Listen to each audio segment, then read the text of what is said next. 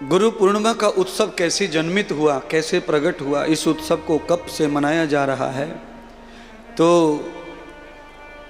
इतिहास कहता है भगवान वेद व्यास जी का जन्म हुआ आज के दिन। इसलिए एक बार भागवत आचार्य भागवत के रचयिता वेद व्यास जी के जन्मदिन की बधाई कहिए, उनको जय जयकार कीजिए।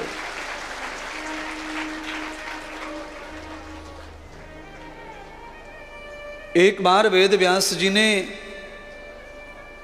एक मजदूर को नारियल के पेड़ पर चढ़कर नारियल तोड़ते हुए देखा, तो व्यास जी के मन में यह संकल्प उठा, विचार उठा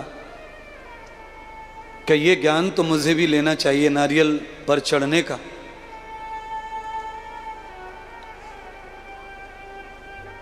जो मजदूर छोटी जाति का था, व्यास जी उसके घर गए और कहा मेरे गुरु बनो, मैं शिष्य बनने आया हूं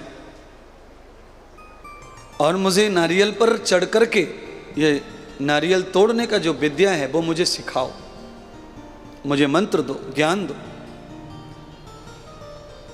व्यास जैसे महाशक्ति को देख करके वो मजदूर घबरा गया, टेंशन में आ गया। हमारी छोटी जाति और व्यास जी क्या कह रहे हैं? वेद का जिन्होंने भाष्य किया, यजुर्वेद, सामवेद, अथर्ववेद, ऋग्वेद के रूप में 4 खंड किए, जिन्होंने महाभारत जैसा दिव्य महाग्रंथ लिखा, जिन्होंने गीता की रचना की और जिन्होंने पुराणों का गायन किया, पुराणों की रचना करवाई, ऐसे व्यास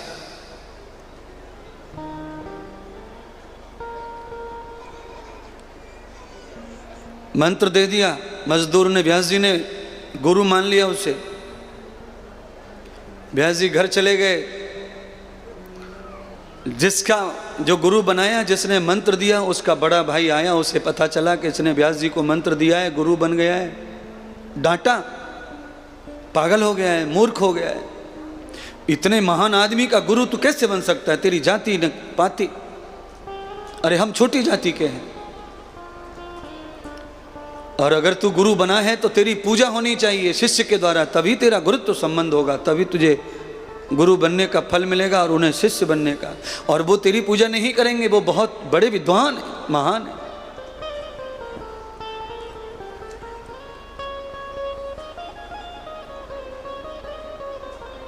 करेंगे, व्यास जी मेरी पूजा करेंगे, मुझे विश्वास है, उन्होंने उसी तरह से मुझे गुरु माना है। तो बड़े भाई ने कहा जाओ, एक बार पहले जाके उनके घर जाके देखो वो तुम्हारा कैसा सम्मान करते हैं। कहते हैं बंधुओं, व्यास जी के घर में जब वो मजदूर पहुंचा, नारियल तोड़ने वाला, तो व्यास जी ने उसके लिए सोने का सिंहासन डाला, गंगा जल मंगाया, उसके चरणों को धोया, पूजा की, भोजन, दान, वस्त्र, जो एक गुरु के लिए शिष्य को करना चाहिए, वो सब कुछ व्यास जी ने उस नारियल तोड़ने वाले का किया। विद्वानों ने इतिहास में लिखा कि जिस दिन व्यास जी ने उस छोटी जाति के व्यक्ति को गुरु मानकर उसे गुरु का सम्मान दिया, उसी दिन से गुरु पूर्णिमा प्रारंभ हुई और व्यास जी की पूजा हो गई संसार में।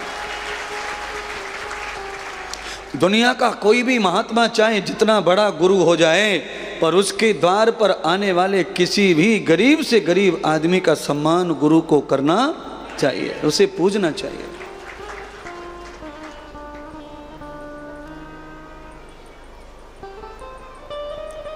अगर शिष्य को गुरुजी नहीं पूजते हैं तो फिर ये मेला नहीं लगेगा। ये जो जनता पूरे देश से आई है, गर्मी में कहाँ कहाँ से लोग आए, 1500 किलोमीटर, 1800 किलोमीटर, 2000 किलोमीटर, इतनी जनता जो पधारी है, इस जनता का अर्थ है कि जरूर यहाँ कुछ तो मिलता है, यहाँ कुछ तो है इंद्रदेव के पास ऐसा, जो हम धन खर्च कर रहे हैं, टाइम खर्च कर रहे हैं, अपना ऊर्जा व्यय कर रहे हैं, पसीने में लथपथ हो रहे हैं, गर्मी में हैं, परेशान हैं, सुविधाएं नहीं है, रहने की व्यवस्थाएं ठीक नहीं हैं, फिर भी हम आए हैं। आज उसी के लिए गुरु पूर्णिमा का महोत्सव मनाया जाता है। दो विधि हैं, एक तो व्यास जी का जन्म हुआ था यहाँ, और दूसरा गुरु परंपरा का भी जन्म हुआ। व्यास जी कहते हैं कि गुरु की कोई जात नहीं होती है, गुरु किसी वर्ण का नहीं होता है, और गुरु गोरा या काला नहीं होता है। गुरु वही होता है जो हमें आवश्यकता पड़ने पर ज्ञान भर भर झोली देता है। जैसा हम ज्ञान मांगे वैसा दे दे। अच्छा, वैसे 80% गुरु ऐसे होते हैं जो उनको आता है वो वही बताते हैं, पर ऐसा नहीं चाहिए। गुरु कैसा चाहिए? जो शिष्य की जरूरत है ऐसा समाधान करे, ऐसा ज्ञान देवे।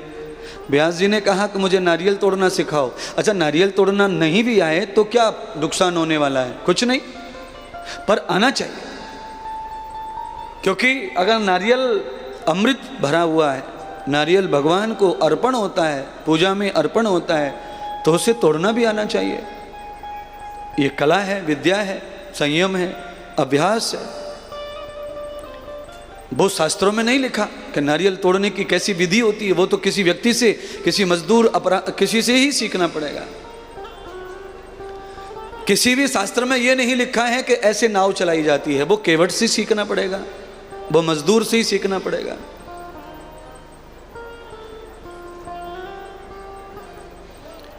इसलिए बंधुओं, सब विध, सब प्रकार का समाधान, सब प्रकार का ज्ञान जिनके पास है, भौतिक या आध्यात्मिक, भूगोलीय या पारमार्थिक, वही गुरु आपके पास होना चाहिए, उसी गुरु की सेवा होनी चाहिए, वही अर्जितनीय है।